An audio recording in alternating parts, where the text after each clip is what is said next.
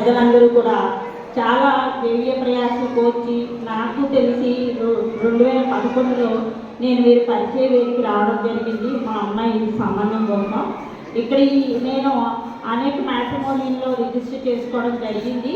కానీ నాకు ఈ పరిచయ వేదికలోనే మా అమ్మాయికి పెళ్లి కుదిరి పెళ్లి చేయడం జరిగింది. అలాగే నా కజిన్ కొడుకు కూతురికి కూడా ఈ పరిచయ వేదికలోనే పిలుచుకోవడం జరిగింది.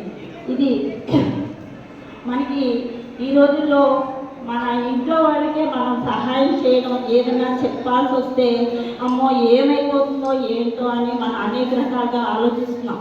కానీ మన కుల వర్గీయుల కోసం ఇంత వ్యయ ప్రయాసం కోర్చి మనకి ఇటువంటి ప్రోగ్రామ్ని ఆర్గనైజ్ చేసి మనందరికీ కూడా ఇంత సౌకర్యం కల్పిస్తున్నారు.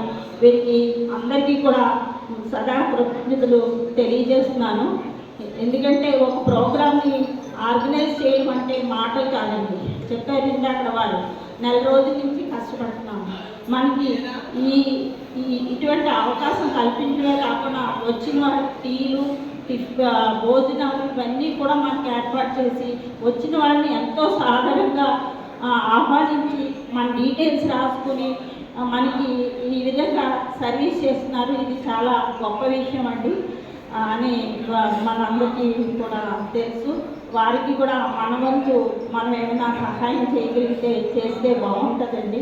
మనం ఎప్పుడూ తీసుకోవడమే కాదు, మన వైపు నుంచి కూడా కొంత కంట్రిబ్యూషన్ ఉంటే బాగుంటుందని అనుకుంటున్నాను అండి.